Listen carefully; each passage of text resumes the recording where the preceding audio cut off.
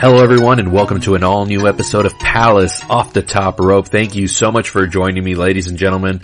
And on deck for today's episode, we're going to be talking about what the hell else happened this summer. There's a lot of stuff that I didn't get to really talk about on this show.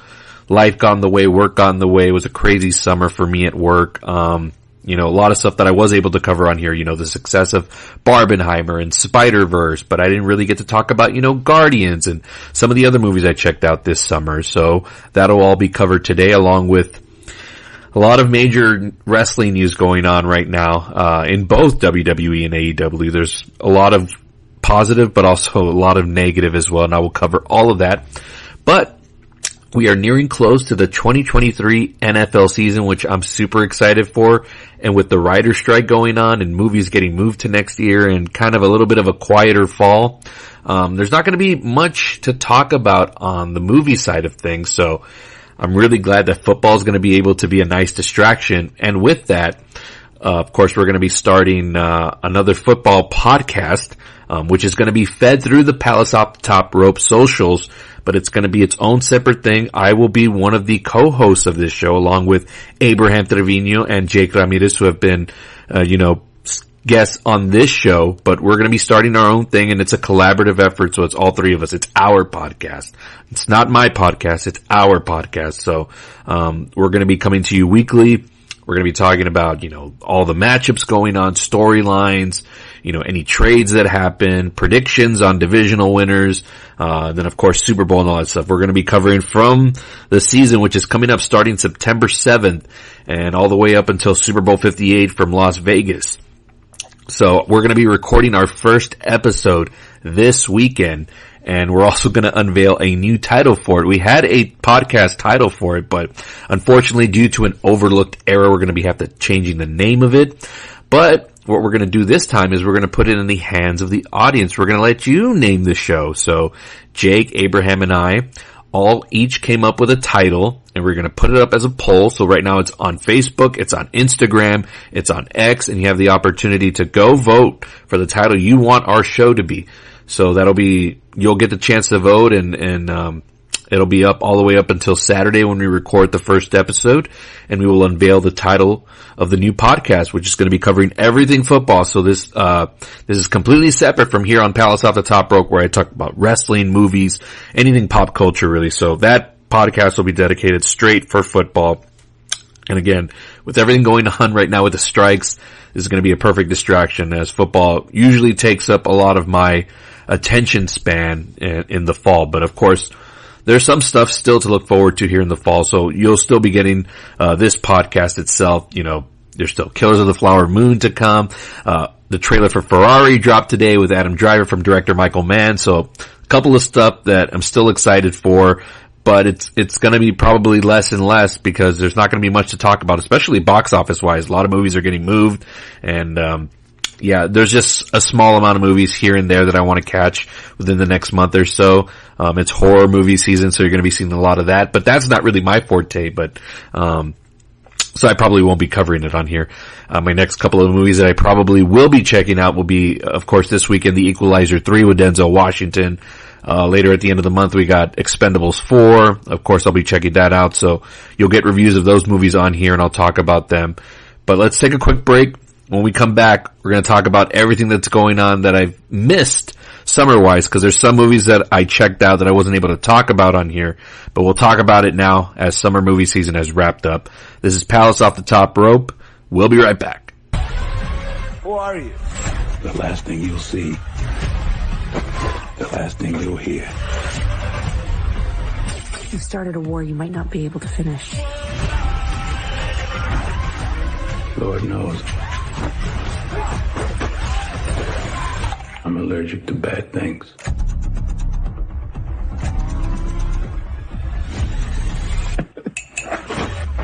The Equalizer 3, only in theaters Thursday. Rated R. Welcome back to the show, The Equalizer 3, the final chapter from director Antoine Fuqua, starring Denzel Washington, in theaters this Friday. I'm going to be checking that one out.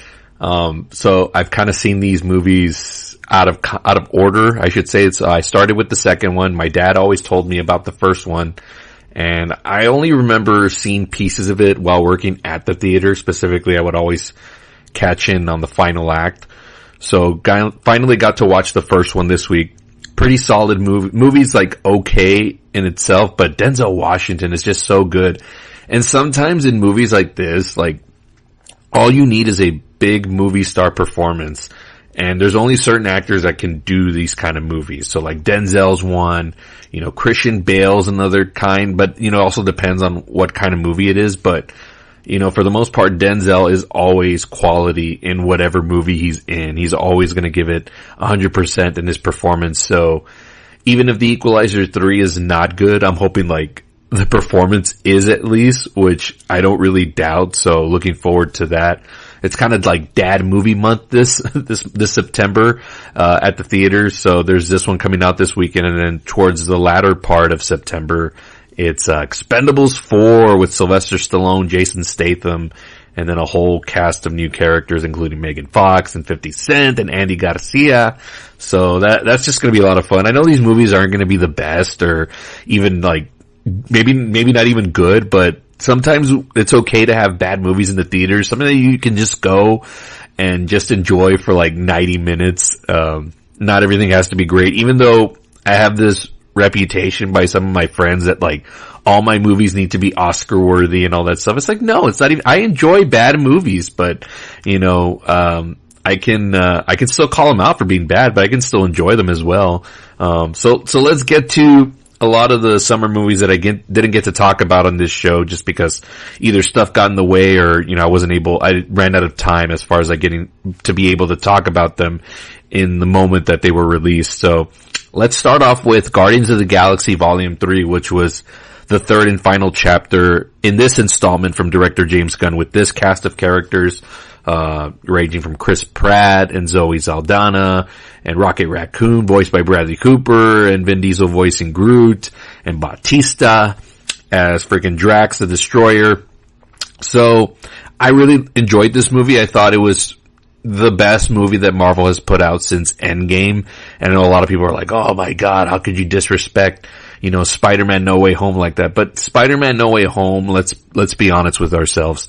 That movie was all about moments, and the moment we're all talking about is of course the other Spider-Man that show up in that movie, which is really like the last final like maybe hour of that movie. So, No Way Home is enjoyable, but it's not like overall it's a really great movie. There's a lot of stuff in there that's really missed. And it's all over the place, and then bringing in the multiverse and all that stuff. And plus, just some of the choices that they make narratively, it's like, it didn't work for me, but, the moment really surpassed it being a really great movie.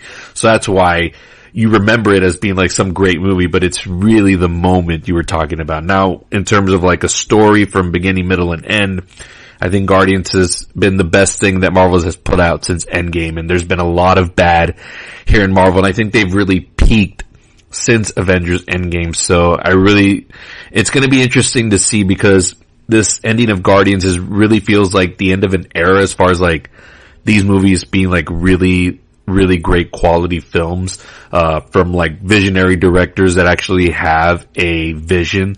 So like a James Gunn, which is why I think Guardians was able to be fleshed out the way it was.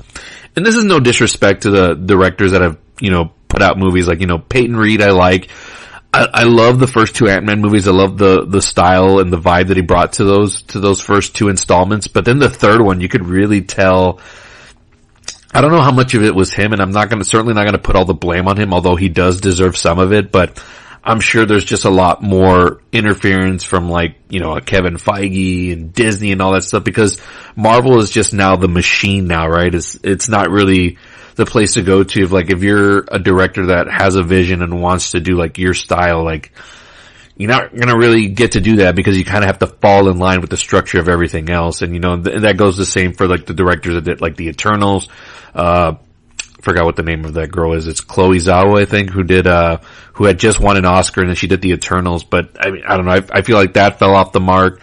The director of Shang-Chi did really well, but again, it's been a couple of years now and that movie hasn't really left a footprint. Like, I don't really remember much about it. I remember I enjoyed it at the time, but there's just nothing about it that I can really speak to now. It's like, wow, like, remember this and that movie, and I can't do it. And everything that Marvel has been doing on TV and all that stuff, some good, but a lot of it bad.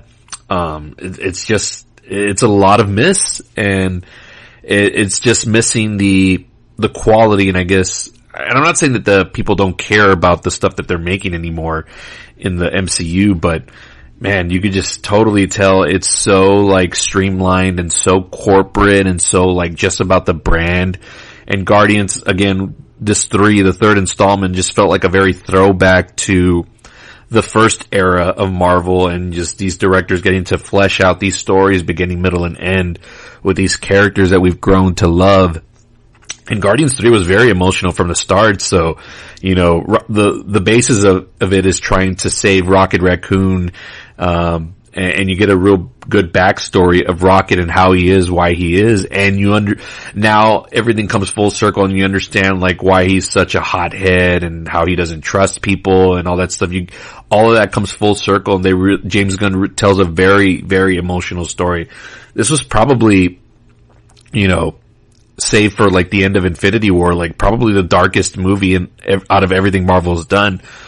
But dark in a sense of like how emotional the story is and the places that they have to go to get you to like really feel that emotion. And also this is the first time in the Guardians movie and really in all of Marvel where was really a villain that you like hated, like you wanted to see him get theirs, and that's just a credit to the performance. Gosh, I'm not good with the names of characters and all that geeky stuff, but I think he was called like the High Commander or something like that in this Guardians movie. But he played a good asshole and just like a piece of shit that you wanted to see him get his.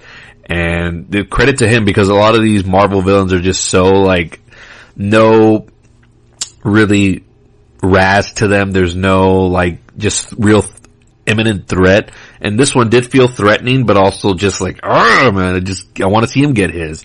And he does. And again, the humor is still there for the Guardians, and the chemistry is just so great. And again, it was also sad because, you know, this is probably going to be the last time that they're all going to be together. And we know there's going to be probably more Guardians movies down the line. But this one, it was just a fitting conclusion. Everything was good about it. The action, the comedy, the heart, and just the entire journey that you've been on. You felt like it was worth it. And it's really hard to do a good third movie, even though I can talk about a lot of third movies that I like in series.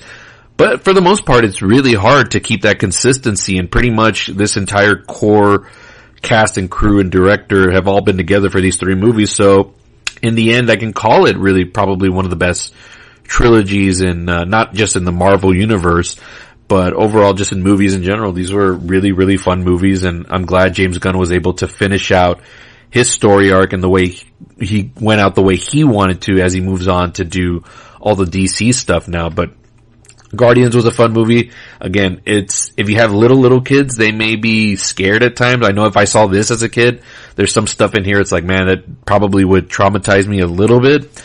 But it is the most adult out of the three. It's the darkest, and probably the most emotional. I don't know if it reaches the emotional lanes of like Endgame or, you know, even Infinity War when everything happens at the end. But it's certainly up there. It's top tier with a lot of the good Marvel movies that came from that era. And again, this just really feels like the really closing of a chapter for Marvel, which is why it grossed over like 300 million at the box office, because it's just, we're not getting these types of Marvel movies anymore. And yes, they have all the IP, and yes, we still got the X-Men and the Fantastic Four and all that, and Deadpool to come. And I'm sure that stuff specifically will do well, but the wrap up of this movie just felt like kind of like really the end of an era of Marvel being at its peak. Even though I think Endgame was the ultimate peak, this was a nice like palate cleanser, even though it was really a really emotional palate cleanser. But yeah, it just feels like, not that the end is near, these movies are still going to be made like year after year, and all the big studios are going to put all their money into them, but it just really feels like it. And we can talk about that a little bit with everything else that kind of like just really kind of underwhelmed in the superhero genre, you know, from The Flash to even Blue Beetle, Spider-Man Across the Spider-Verse was, I think, an outlier because the first movie was really well made and it was an Oscar-winning movie and it was the follow-up to that. And usually when you have all those elements, the second movie is really going to overperform. So yeah, that I would say that was the outlier in that genre, but everything else superhero-wise has really just been, and even the hype for like the Marvels is kind of just like, I don't see it anywhere online. And even when Guardians 3 came out, yes, there were crowds for it and all that stuff, but it just didn't feel the same. There wasn't the same vibe of everybody coming out of that movie and just being excited over it and over like, you know, what's next to come. Like, you just don't feel it anymore. And I don't see it online as well. So again, I know these movies are going to continue to be made. They're going to make a lot of money and all that stuff, or as much money as they can to keep justifying making them. But I don't know. It just the thing of them feeling special is just kind of going away. And I think that's including everything. So I'm going to be curious to see, you know, they did a lot of Batman over these last couple of years, and then the Flash flopping, and that had a lot of Batman in it. So I'm very curious to see how the Batman Part 2 with Robert Pattinson is going to do. But again, there's always going to be outliers. The first movie was really well received, did over 300 million, you know, was nominated for Oscars. So there's going to be exceptions to the rules, but I still think that we're finally at the beginning, or maybe like a peak of superhero fatigue, like where it's really going to start to settle in, because you can tell from the box office returns. Ant-Man and the Wasp: Quantumania was supposed to be this really big thing and to really kick off the whole multiverse thing with the big bad villain that's going to be like kind of like the next Thanos of their chapter of storytelling, and it like died quickly. So again, we'll see what happens, but Guardians really felt like the end of an era. What else came out that I didn't get to talk about? Fast X, Part 10 of Fast and Furious. Who would have ever thought? You go back to 2001, if I time traveled and I told myself there's going to be 10 movies of this thing, I would have just laughed it off completely. You know, I can deal with maybe like 4 or 5, I would have believed that, but 10 movies? The fact that they've stretched it out over this amount of movies is just mind-boggling to me. I thought if I'm being like honest and I'm critiquing this like fairly, it was a bad movie. But also, it's a part 1 of a part 2, so it had that going against it. But why I really enjoyed it, just because I'm so familiar with the cast and the characters that I've just grown to just enjoy them. And, you know, with the additions of John Cena in the last movie, and then bringing back Jason Statham, who's in it for like literally 10 seconds. Like literally he's in it for that long. You know, I mean, I know what these movies are, and I know that there's not going to be that much more substance to it. There's not really that much more twists and turns they can do with it. All they can do is really just lean into the whole over the topness, and they finally brought in a villain who really just encapsulates all of that in Jason Momoa, who played the character of Dante, and he's just so different from anything that's come before in these Fast and Furious movies, and the character is such a goof at times. And for some reason it worked in this movie for me, where I was like, okay, like he's so stupid over the top, and him going up against a serious Dominic Toretto, like that freaking works for some reason for me. So for that reason, I'm able to enjoy it, but I can't say I would recommend it. Like, let's say you've never seen any of these movies. You're going to go in and be like, what the fuck is going on? And this doesn't make any sense. And what is up with this villain? If you watch it without any of that, it just looks like a straight up comedy, which by and large, that's what this franchise has become.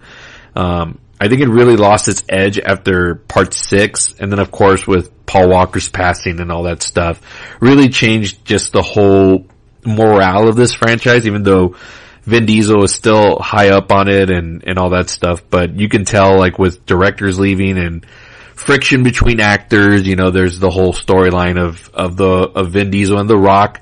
And spoilers for if you haven't seen it, The Rock pops up at the end of this one in a post-credit scene, alluding to that he's going to be somehow maybe returning to the franchise. But then we heard not so long afterwards that there's going to be kind of like an in-between movie before we get the part 2 of Fast X. So there's that, but I really think that Dwayne Johnson is going to end up in that final Fast X in some capacity. It's supposed to be the end of the entire main storyline, even though Vin Diesel at some point earlier this summer teased that they were possibly thinking about 3 movies, but that has since been debunked, I think, by the director of Fast X, and saying that no, it's just the part 1 and part 2 of Fast X, and that's it. So, and box office wise, I think it only grossed like about 150 million or something like that. Sorry, 145. I'm looking at it right now. So definitely on the low end of what these movies usually come in. They usually top in around close to 200, past the 200 million mark, ever since like Fast 5. Fast 9 I'll give a pass because it was still coming on the heels of us ending in the pandemic woes, so I won't fault it too much for it grossing a little bit less. But if you look at it overall, in its worldwide gross for Fast X, $704 million, close already to $1 billion. So this movie is still super huge internationally, which is why these movies still continue to be made, and why we will get the ending of Fast X for sure. So, but the movie by and large, I mean, it's a part 1 of a part 2, so it ends in a major cliffhanger, and they even bring back, again, spoilers folks if you haven't seen it, Gal Gadot somehow has made her way back into the franchise. She supposedly died in part 6, when she fell off the plane, but as we've seen with all of these movies, they bring everybody back. So, I'm not surprised. I was waiting for them to do it once Wonder Woman hit really huge for her. I was like, just wait, they're gonna write her back into the franchise. And that actually popped up on one of my Facebook memories not too long ago where I said, oh, just watch, they're gonna get Gal Gadot back into the Fast and Furious franchise. And sure enough, she pops up literally at the end, doesn't say anything, so we won't find out about the fate of her character until the final movie, which is, who knows when that's gonna come, with the strike and everything like that. I don't even think they've started to film it yet, so it's supposed to be out in 2025, I believe, but I don't know. I don't see that happening because they haven't filmed it yet. Let's see what else happened this summer that I didn't get to really talk about on this show. The big surprise was obviously Sound of Freedom, which outgrossed Indiana Jones and freaking Mission Impossible. Who would have ever thought? Whoever put money on that movie, like making that much money, I'm sure they banked in a lot. Sound of Freedom, I'm waiting to check out with my dad. It's one we've been looking into, but we just haven't had the chance to go see it. And it's actually been quite a popular movie that, at least in our theaters, it's still drawing a really decent enough crowd that they're still pretty busy. So we might wait just a little bit longer until it dies out completely and we can just go, even though right now it's perfect because the kiddos are back in school and all that stuff, but we just haven't really found the time. But we do want to check it out. But it's a huge box office success, grossing 180 million. It's number 9 in the domestic list for this year for top grossing movies. So that's a feat in itself. And of course the media isn't really talking about it, but that is huge from a movie that is not from a major studio. It's got Jim Caviezel in it, but he's not really like that big of a name. Obviously the controversy is around, what the subject matter is and more of the behind the scenes stuff, but I don't know. Whether you're left or on the right, there's clashing opinions about this whole thing. So I just look at it from a financial standpoint, and the success of it as a movie is just incredible, and that should be celebrated. So I will point it out on this show. It's one of the biggest stories of the summer, other than Barbenheimer, which is, of course, dominated all of summer. What else? Most of the stuff I did talk about on here. Friggin' No Hard Feelings was a smaller type comedy that, it had a movie star in it and Jennifer Lawrence, and it did decent at our theater for like the first weekend. It had a crowd for it, and I know comedies are really a hard sell now, and it also wasn't like that good of a movie. Like, I think I gave it like a 2.5 out of 4 stars. It's enjoyable, it's watchable if you have nothing else to do. But, we need more movies like this at the theater, right? Where there's just an abundance of just options that you can watch.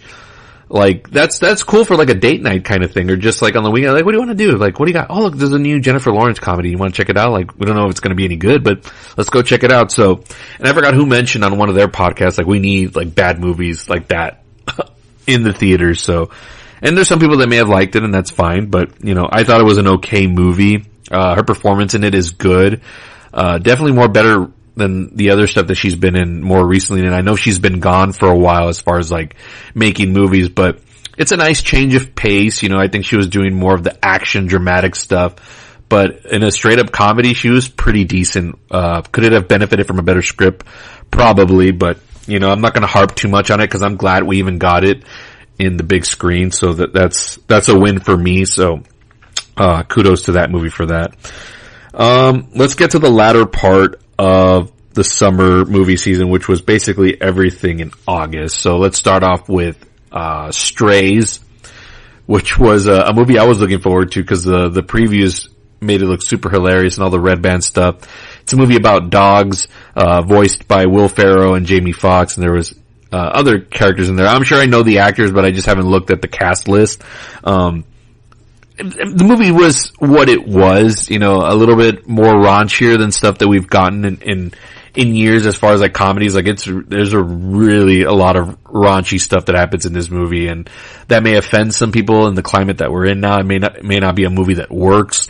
Like No Hard Feelings was not as raunchy as I thought it was going to be. Based on like the trailers and stuff, it was a little bit more, it actually had a nice little message in it, and the characters had a little bit more substance as opposed to just being a gross out comedy. Strays, on the other hand, was a straight up gross out comedy. And again, there were some points in that movie where I laughed really hard, but overall, I thought it was okay. And again, that's alright. Like, not all my movies need to be like Oscar winning contenders. They can just be a movie where you escape for 90 minutes and you see it and it doesn't affect you, going in or even after you're out of the movie. It's just something you saw and you move on. Would I recommend it? There's some good laughs in there, so I would recommend it for that if that's what you're looking for. If you're not into like, if you'll get grossed out easily and all that stuff, cause there's some stuff in here like, whoa, like and this is from, I believe it's from Universal Studios, this movie. It's like, how did they get away with putting that into a movie? If you're grossed out by that stuff, you may not want to check it out. And if you're someone that, you know, you're just picking and choosing what you want to go see, definitely wait for it on streaming. I'm sure it'll show up on Peacock at some point. So, there's that. I did a double feature that weekend. Blue Beetle from Warner Brothers, and it's part of the DC universe. Now I need to double check if it's part of the new DC that's going to be going on with James Gunn, or I know it was made before he took over, but there's been different stuff I've been hearing, so I'll probably have to ask Tyler Bishop on whether this Blue Beetle character, and this one specifically, is going to be incorporated into the new DC. This was really the first, like, and I just mentioned superhero fatigue, but I enjoyed this movie for what it was. 3 stars, very cheesy, very just, you know, very run-of-the-mill, like everything that we've seen before in superhero movies, and especially in origin stories. But what I enjoyed about this one, and what a lot of the Hispanic community is going to appreciate, is that it was the first one really centered on the Latin community, and there's a lot of, you know, references and stuff that if you're in a pure Latino family, you'll understand all of that. So a lot of this other stuff that happens in the movie may just fly over people's heads because they don't understand the culture, and that's okay. You know, you've gotten yours. This one is one for us, and I know it's not the best movie, but I enjoyed it more specifically on that.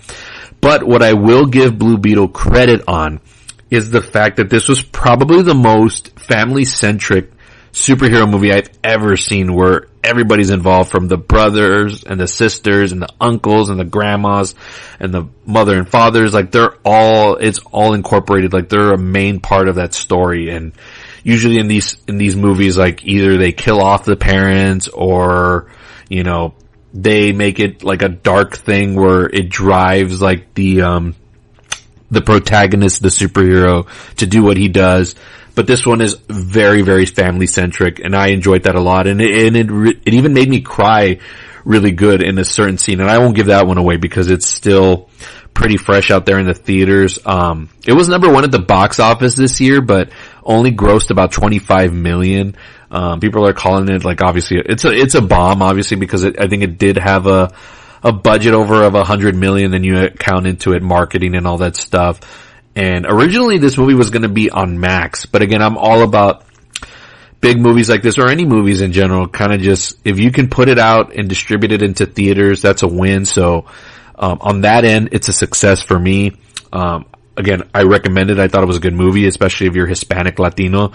You will enjoy this a lot. There's a lot of stuff in there that you're just going to get a kick out of, and nobody else will understand it. And again, that's okay. And then of course, I love the star. Zolo Dueña, I think is his name. He's one of the stars of Cobra Kai, which is probably my favorite television show. So I was going to be a big supporter of that. And he was also just really good in this. And I think he's got a good career ahead of him in movies if he just continues on the right path.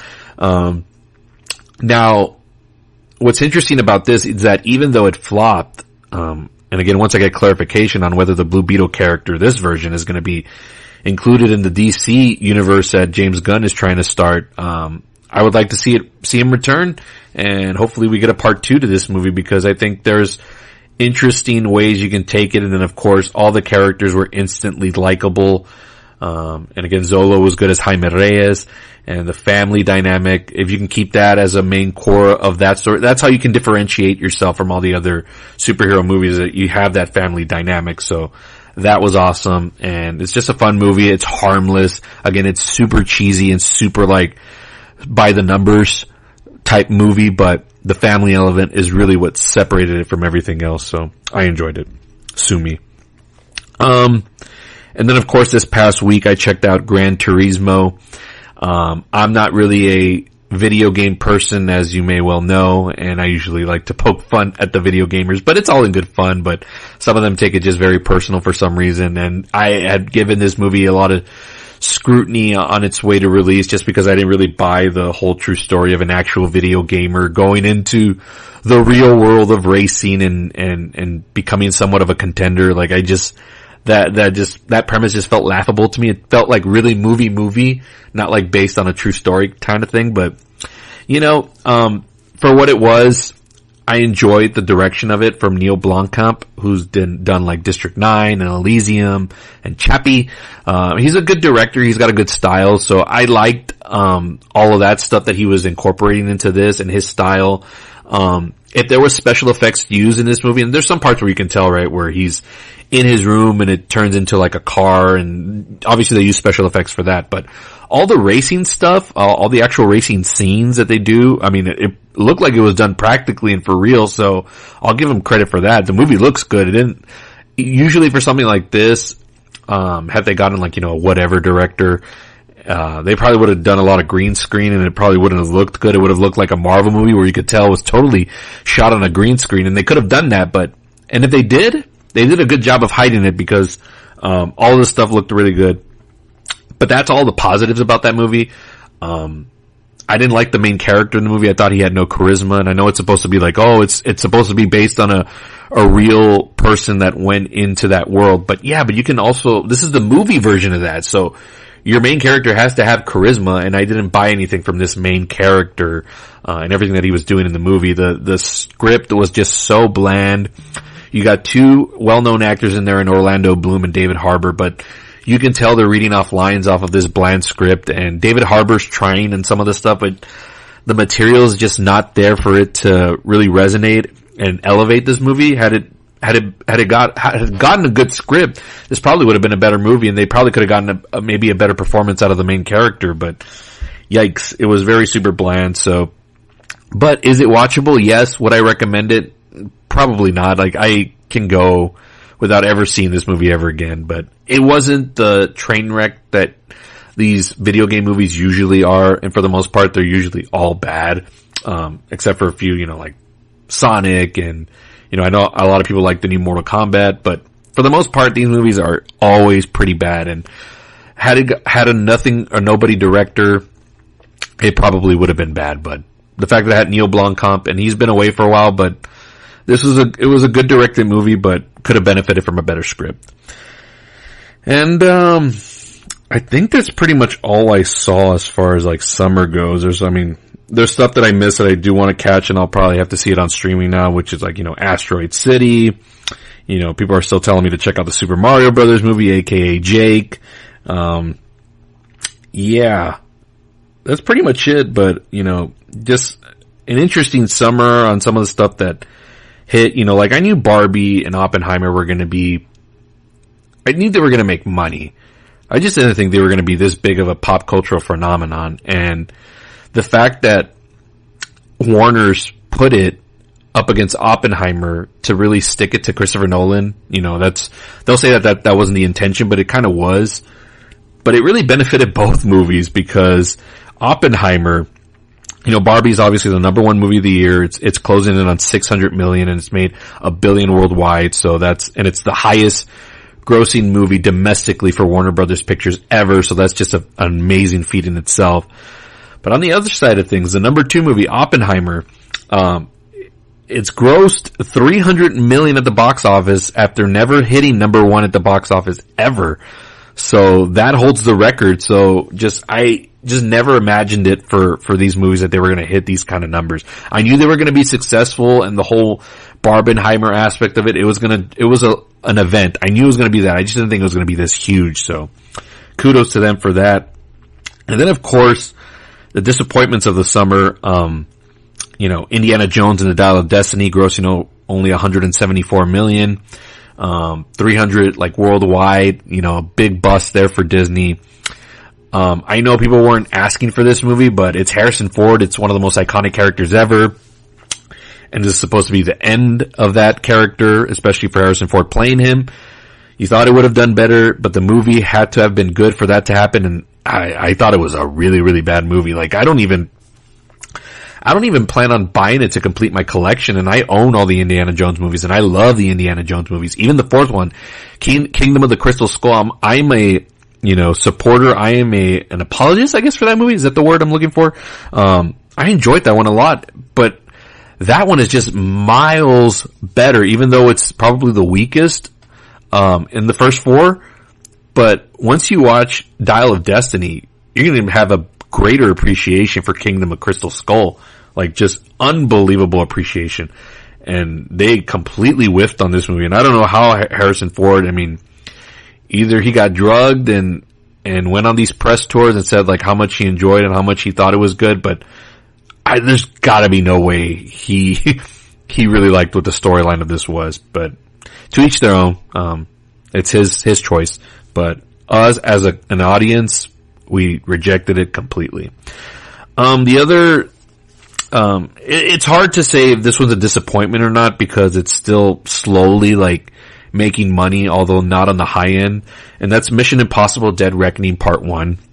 I can acknowledge that it's underperformed for sure, but there are certain factors that come across for this. So, like I mentioned, it's still making money. So right now it's at 168 million, and it's gonna gross more than Indiana Jones when it's all said and done. So, it'll make more than that. So I know I just mentioned Indiana Jones, but right now Mission Impossible sits below that movie. But if you look at its worldwide total, it's sitting at over $500 million. So again, this movie does well internationally along with the Fast franchise, as Tom Cruise is more of a global superstar and the Fast franchise is more of a global franchise. So that's why these movies continue to get made. Also, it was critically beloved, Dead Reckoning. I think it scored a 97, 98 on Rotten Tomatoes, and with the audience, it scored tremendous as well. And this is also a movie that's still selling really good in our theaters. So constantly every weekend, the showtimes are full for this. So that's in itself. But what really hurt Mission Impossible, why I think it underperformed, is that it came a few days before the release of Barbie and Oppenheimer, and that really killed it. It took away a lot of the big screens. Mission Impossible was on the IMAX and it got a 1 week run, and then Oppenheimer took over. So Mission Impossible lost a lot of the premium large formatted screens, including in our own theater. I remember Mission Impossible on week 2 was shoved to the smaller auditoriums, and I was man, that's not going to be good because that means the shows are going to sell faster, which they did. But I think if Mission we kept maybe one full print in a big house, it still would have done really well because people were aching for this movie. The demand was there, but Barbenheimer was just so huge that we had to accommodate it into the bigger screens. But so it's really hard. I'm going to have to wait and see when the final numbers finish, but definitely on the lower end of what it did for the previous movie Fallout, which was to be considered the best in the series. I don't think that, but I thought, Fallout is really up there, but Dead Reckoning was really, really awesome. And the only thing that also held it back from being like a 4-star kind of movie was, and again, and I mentioned it before, it's a part 1 of a part 2, so, maybe the second one is going to be more fleshed out and it'll have, a more cohesive story, and maybe we'll think more of this movie once part 2 comes out. But that's again, wait and see, and we'll see whenever the strike ends and all that stuff. But yeah, just, very weird fluctuated box office up and down. We had the highs with Guardians and Spider-Verse, and then the lows with Flash and Indiana Jones, and then Mission Impossible was just kind of like in the middle, could be hit or miss, and then the super highs with Barbenheimer, and then, back to a typical August with, Blue Beetle doing just so-so. Ninja Turtles is a surprise little hit also as well, quietly about to gross over 100 million, but how many versions of the Turtle movies have we gotten? So like, yeah, there was people out for it, but like the hype and all that stuff was just kind of it's just another movie. But it may grow an audience on the home video front and the digital sales and all that stuff, and wherever it ends up streaming, I think it'll be Paramount Plus. And we'll see if it's also got good reviews, so it may be competing with Spider-Verse for the best animated feature come Oscar time, so that'll be a fun race. I still think Spider-Verse is a lock, even though I haven't seen Ninja Turtles, but, I guess to compare, I will watch it, but that one I can wait for streaming. I'm not in a rush to see a kid's movie on the big screen, so same thing for Super Mario Brothers. Like, yes, I watch all movies, folks, but if it's not targeted towards me, like, I'm not really like in high demand to see it, so like, Super Mario Brothers was targeted to children, and I'll watch it with my kids. I know, like, my little one liked it, and I'll wait till she shows up and we can make a day and watch it on Peacock. And probably the same thing for Ninja Turtles. I'll watch it with them, but whenever it shows up on Paramount Plus. But again, these are movies geared towards children, so they're not like my focus. I'm not the target audience, and I have other stuff to look forward to. Of course, the big one being Killers of the Flower Moon, releasing October 20th, so that's coming 2 days after my birthday, so it's coming right around a really good time. And I think it'll be between this movie and Oppenheimer as far as like Oscars and Best Picture. Even though Ferrari looks great with Michael Mann, that trailer dropped. Looks good with Adam Driver and Shailene Woodley and Penelope Cruz. Michael Mann, one of my favorites of all time. The King, Heat. So it's going to be a fun Oscar season. And then of course with the writer's strike and all that stuff, we'll see how things end up going. A lot of movies are getting pushed, and we'll see when they end up releasing. The big move for this year was Dune, which was supposed to come out November 3rd, I believe. And it got pushed to March of next year. So now really the only big releases that we got left on the calendar are like the Marvels. And again, superhero fatigue I think is real. So we'll see how big of a hit that is. And then in December, you got Wonka and Aquaman. Really are like your big studio movies that are left. And we haven't seen anything of Aquaman, and it's very, very weird. We're about to hit September, and we haven't even gotten a teaser trailer yet. And this movie's supposed to release on Christmas, so there's something really weird about that. I know they kind of did this for Spider-Man, but even Spider-Man had a teaser trailer and whatnot, so that is just very strange. Either the movie's very bad, or they're gonna delay it and move it. So either they're still trying to fix stuff in post. We'll see what's up with that. And then Wonka, I don't see the demand for this. I know Timothée Chalamet is kind of in with the younger crowd, so maybe it might do well because of that, but I don't see anybody clamoring for this movie. And the minute I saw the trailer, I was like, this looks like an SNL sketch. But that's it. Wrapping up the summer 2023 season. Let's take one final break, and when we come back, let's talk a little wrestling. There's oh boy, CM Punk, Jesus. This is Palace Off the Top Rope. We'll be right back. The demon, it came back. Notice a pattern? Killings across Europe. One by one, priests, nuns, they were found dead. I know why it's here. I saw what it wants. What we're going after. It's unlike anything you've ever seen. The Nun, Chapter 2, rated R, September 8th. Welcome back to the show. The Nun 2 hitting theaters next week, September 8th. Like I said, we're entering horror movie season, so we're going to be seeing a bunch of these coming out in the next couple of weeks. I probably won't be checking any of these out on the big screen. And again, it's not that I don't like horror movies, but I can't do the jump scares. So if you got me on a couch at home and it's streaming on Max or Peacock or wherever the case, I'll watch it then. I can wait. There's no rush, but maybe I don't even think I've seen the first Nun movie, so there's that. So I'm not even caught up. So I got to do that first before anything. All right, let's turn our attention to the world of wrestling. And for this guy right here speaking into this microphone, it has been an absolute blast. It's been so fun to be a pro wrestling fan these last couple of months. Basically, the last, full-on year. Ever since Triple H really took over the creative reins of WWE, the competition between them and AEW has really just brightened and heightened on a level which we really haven't seen since the peak Attitude Era days between WWF then and WCW. And as a fan, you can just enjoy it all, right? I don't understand the tribalism between being on one side against the other. You may like one more than the other, but for the most part, it's just been so fun to just enjoy it all. WWE has been doing record gates.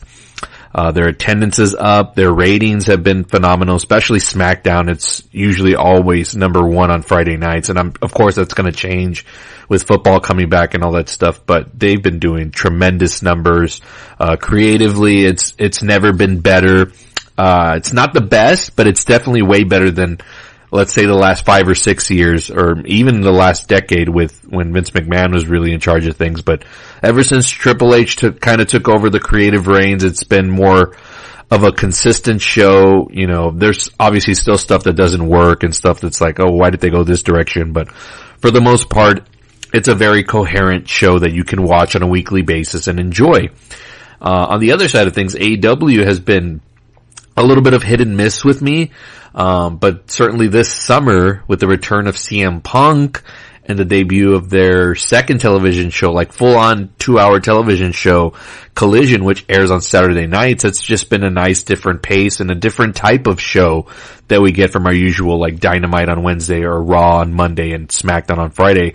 It's a more very wrestling-based centric show. There's not a lot of shenanigans.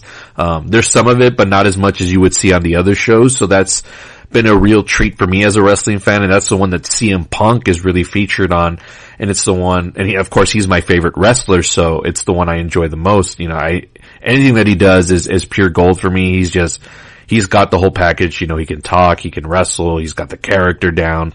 So all of that has been fun to watch, and again, he came back in June, and that's when that show debuted too, and he's been mostly restricted to that show, even though he's part of AEW as a whole. But as I've said ad nauseum on this show, I've talked about the issues that have been there between him and some of the certain talent on that roster.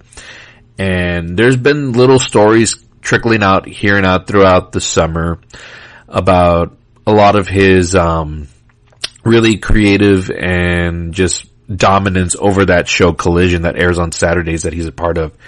He really has a lot of say in what goes on around there, and as far as what talent can do and cannot do, who can work there, who can't work there.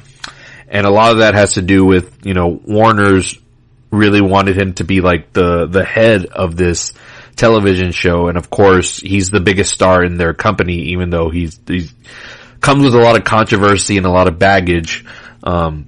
And I'm sure a lot of this stuff is way overblown, and the media, and this, you can take this with anything, in movies, in politics, even in sports in general. There's just stuff that gets way overblown than what it actually is. But the constant thing is that there's always something circling CM Punk, for better or worse. And AEW right now just had their biggest show that they've ever put on, and that was at Wembley Stadium this past Sunday. Over 80,000 people in attendance for a company that's still in its infancy stages. I believe it's barely hitting the 5-year mark that it's been around. So, you look at a company like WWE, which has just been around for, more 50 plus years it's been around. And, you know, for a company this young to do a show like that with a crowd like that is just tremendous. I think the exact paid attendance was 81,034. I know there was more people in that building, but as far as like for paid attendance, that's the number, and that's a record for the biggest like pro wrestling show like ever.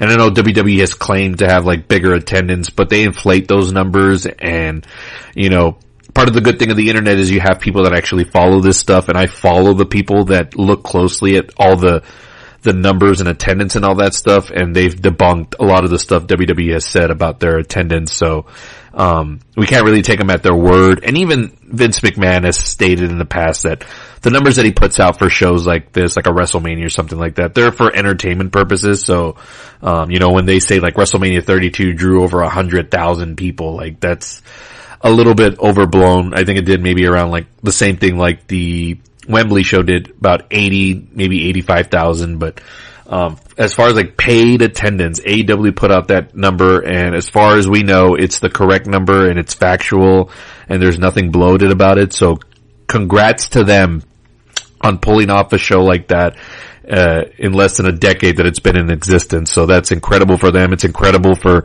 us fans where we can just enjoy both of these companies thriving, and it's good for competition, and it just makes for a better product.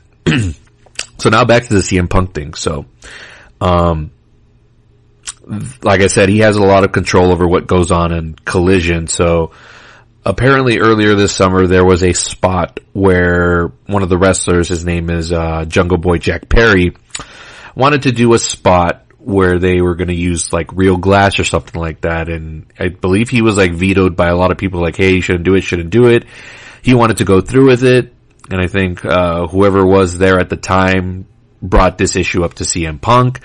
CM Punk put his foot down and said, hey, you're not going to do this spot, and that's something that we don't do on this show. It's more just stick to the wrestling. You know, why at the over theatrics of something like that? So CM Punk got his way, and that angle never happened with the glass. Fast forward to the All In pay-per-view where they had the 80,000 people in attendance for Wembley. Jack Perry had a match with Hook for the FTW title, and it was like a hardcore match, so they're doing their thing.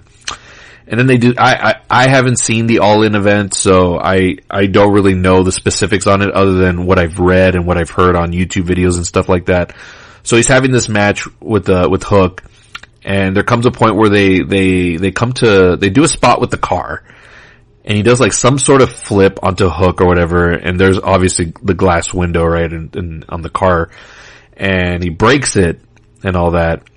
And Jungle Boy Jack Perry looks at the camera and says, look, it's real glass, cry me a river.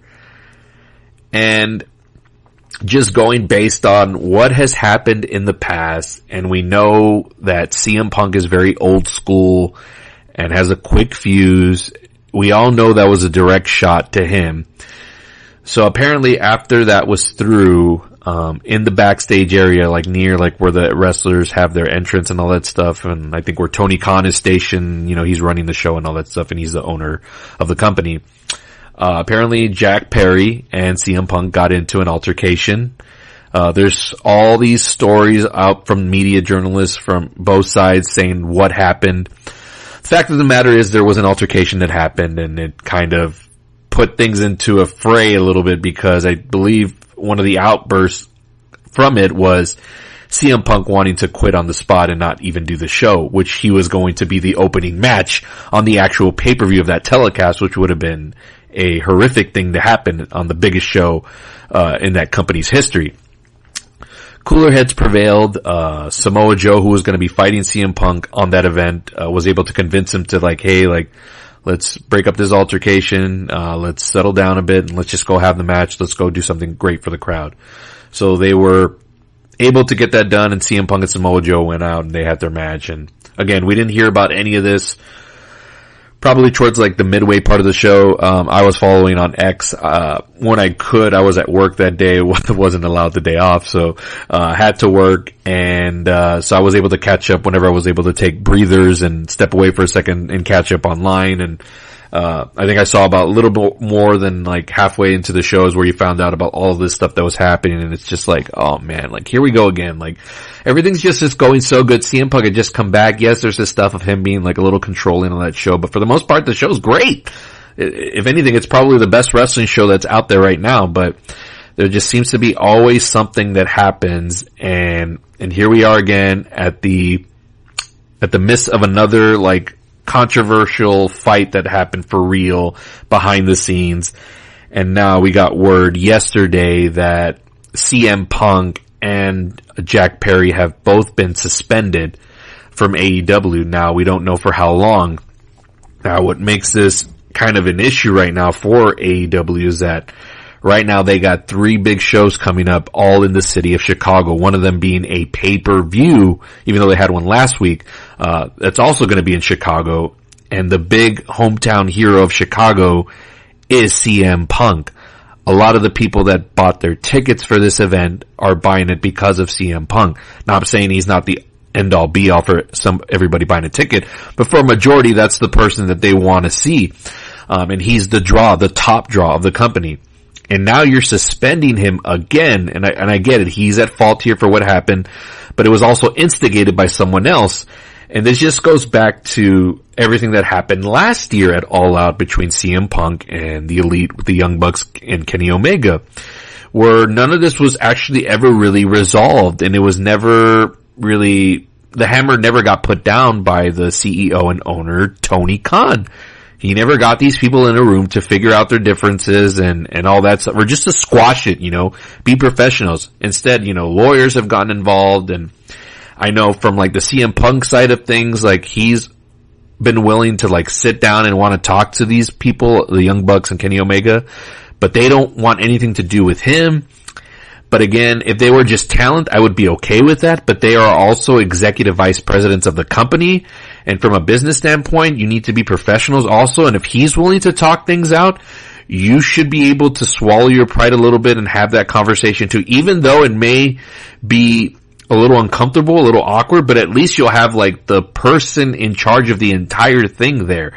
You can have all of HR there present as well. Like, how are you not willing to have like those conversations? So anyway, that's created such a friction in the locker room, and that's why that this other Saturday show exists, and that's why CM Punk is mostly on that one, and the Young Bucks, Kenny Omega, the Elite, remain on Dynamite. So again, it's cool for us fans to have another wrestling show, and we can see other talent showcase, that's the positive of having that second show. But underneath, like, you're really like just trying to cover the huge elephant in the room, is that it's mainly to keep those wrestlers separated. And where Jack Perry comes into play, like, I don't know if CM Punk's just a ticking time bomb for everything, but the fact that he continues to poke at the bear, like, that's just not a good thing. Did we not learn anything from last year? Had he done the spot and not said anything, who knows if anything would have happened, or if CM Punk would have even known about it until after the fact. Maybe you just would have had him not appear on Collision anymore, which would have been better than a physical altercation, which happened. And here we are again, and I'm bummed because CM Punk is my favorite wrestler, and I was super excited about all the stuff he was doing on television. He's been doing great matches and great storylines, and they were going to be back in Chicago, where we know he would have gotten cheered for sure. His reactions since coming back have been kind of mixed, a little bit like John Cena, where you have half the people cheering, half the people booing, but either way it's a reaction. So that's what you want in your wrestler. You'd rather get a reaction than nothing at all. So it's interesting to see what's going to happen now. And the fact that Tony Khan has never really put his foot down with a lot of stuff, like, it's incredible to see if he's going to do it now. But the fact that they're close to like their television deal coming up and it getting renewed and whatnot, and the fact that Warner's really wants that Collision show to be a success, and the reason they need it to be a success, and it will be a success, is if they have CM Punk on it, because he is the top draw whether you like it or not. Whether you want to admit it or not, he is a draw for that company. And if you don't have him on it, that doesn't look good for the fate of that show. And also, the other thing is that there's going to be college football coming up in the fall with everything starting up. The NFL eventually will have games on Saturday, when we get to the latter part of of the year with Christmas and all that stuff. There's going to be games on Saturday. WWE will eventually have a pay-per-view here and there. Their pay-per-views have now shifted to Saturdays, so that's another thing. So if you don't have CM Punk on that show to kind of like balance that out a little bit, it may just end up becoming another Rampage, and that's really not what Warner's wants for this show. They want it to be like on the same level as like a Dynamite, where it may not draw the same numbers, but it's drawing higher than anything else would on a Saturday. And you treat it as as another A-type show with, you know, big talent on it. If you don't have CM Punk, I don't know. But yes, there is a constant, and I can call it out. There is like, I don't know what it is with CM Punk, and I know he's got a lot of pride and stubborn, and he's stuck on his ways. And yes, is there better ways he can handle conflict? Yes. But on the other side of things, like, those people need to be reprimanded too. Like, stop, throwing out lines on social media and, you know, calling people out. Like, I mean, again, this goes back to the Elite and the CM Punk thing originally. Like, he wants to sit down and have a discussion and talk this thing out, and there just seems to be like no end to this. And really, you could put blame on everybody there, but at the end of the day, it comes down to Tony Khan. He is the sole owner of that company, and he has yet to really say anything on it or really like point out that it's a problem. Every time he's asked about it in media scrums or on media calls, and he kind of just sidesteps it. I think the most he ever addressed it was like, hey, everybody's not always going to get along. But when it's getting to that point where there's like physical fights happening, like, you need to do something about it. And that's the only negative I can really say on Tony Khan. And that's the big stain that AEW has right now, is no really discipline when it comes to that. So, you know, if I were him, I'd get the entire locker room, including Punk, including the Elite, have them all together in a one big meeting and being like, hey, like, going forward, if any of this stuff happens, if anybody tries to take a shot at anybody, you know, on camera, you know, through social media, put a guideline that you cannot be taking shots at people. And also, you cannot be starting physical altercations in the back. You know, if there are problems, bring it up to management, have a sit down, talk it out. You know, I think that's just the best thing you could do. Better than not doing anything and letting stuff escalate, and then it turns into like where all the focus is on that instead of like the biggest show that you just pulled off. We're talking about this instead of like the historic show that you just pulled off in Wembley Stadium. Biggest paid attendance ever for a pro wrestling show, and we're talking about this. So a lot of that is on Tony Khan. Yes, you can blame Punk, you can be mad at him for all that, but that also comes down to Tony Khan not doing anything about it. It's on him. He has to be a better leader when it comes to that. If that was happening in my building, I would make sure to put a stop to it and not let it continue and act as if everything's okay and just be like, oh, well, you know, shit happens. No, be a better leader. Get your talent under control. Everybody. Yes, everybody online can mostly be mad at CM Punk. That's fine, but everyone is to blame here on every end of the spectrum, and it's including the very top, Tony Khan. But other than that drama, which, I mean, if it were happening to anybody else, it's fine, but the fact that it involves my favorite wrestler, CM Punk, it's frustrating because he's good. When he's on television, like, everything is entertaining, it's engaging, and it gets me super excited as a wrestling fan.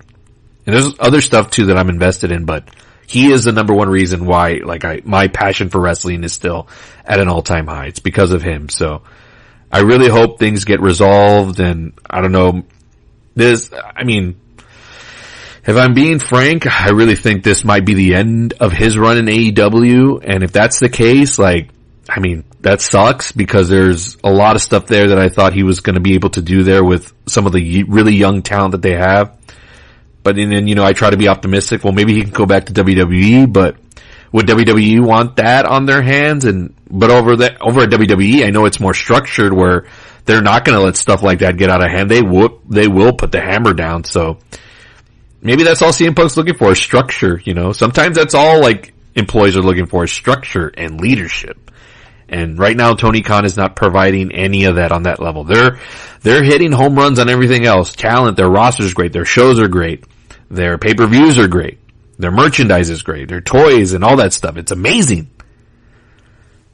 Be a better leader when it comes to your roster and when it comes to issues of people not getting along.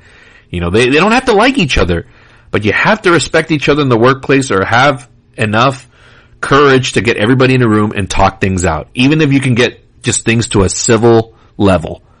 You don't have to get them to be best friends, but you have to get them to work with each other and just go make fucking money. Like, that's what it's all about at the end. It's a business. But I don't know. There's just two generations colliding right now. CM Punk's part of that older generation. And a lot of the AEW roster is super young and they got their own thing, and you know, it's not really a good mix right now. But if they have the leadership, they can get that under control. So Tony Khan, it's on you, man. It's on you to get it done. And I think that's enough ranting for this. But again, I'm loving wrestling. I hate that there's drama right now, but it's also like fun to read about. But I would prefer it not be there and it just be more about the wrestling storylines. But hey, it is what it is. Anyways, that's going to do it for today's episode. Thanks for tuning in. Again, we got the football show coming up this weekend, which you can vote on right now on all the socials, Facebook, Instagram, X. Go vote now, and we're going to unveil the title when we record this weekend. I mentioned the three of us, Abraham, Jake, and myself. Jake, unfortunately, will not be able to make it to this weekend's first episode. You know, work, life, stuff gets in the way, so we're not going to fault each other if anybody can't make the show. So, but it's still going to go on regardless weekly. There may be times where maybe Abe and Jake can't make it. I'll do the show solo. There's some times where I won't be able to make it and Abe and Jake can do the show. Or, you know, just there's all these different combinations. We're going to talk about bringing in special guests. Yeah, just all things NFL, and it's coming up. Season starts September 7th. So again, this weekend we'll be recording and we'll be doing all of our picks, divisional winners, who we think is going to come out of the NFC, AFC, and then of course, who's going to play in Super Bowl 58 from Las Vegas, Allegiant Stadium on February, whatever it is. Just know it's in February. That's all. But that's all coming up. And again, thanks for tuning into this podcast. You can listen on Spotify, Apple Podcasts, iHeartRadio. It's on all the platforms. Give me the stars, the clicks, and all that stuff. I really greatly appreciate it. Thank you so much for supporting this podcast. I love doing it. Again, the writer's strike and everything's going on, so there's going to be not a lot of TV, not a lot of movies coming out soon. Stuff that, I mean, there's a couple of things that I'm still invested in that you'll get my thoughts on, but they're going to be coming here and there. So, and I know I haven't put out episodes as much as I want to, but you know, again, I really only want to put out episodes if there's stuff that there needs to be talked about, and this was a good one to really pile in a lot of the stuff that I didn't get to cover in the summer movie season. But thank you for tuning in, guys. Hopefully this wrestling drama gets resolved. There's 2 pay-per-views this weekend. We'll see what happens, but thank you guys. God bless you. We'll see you on the next episode.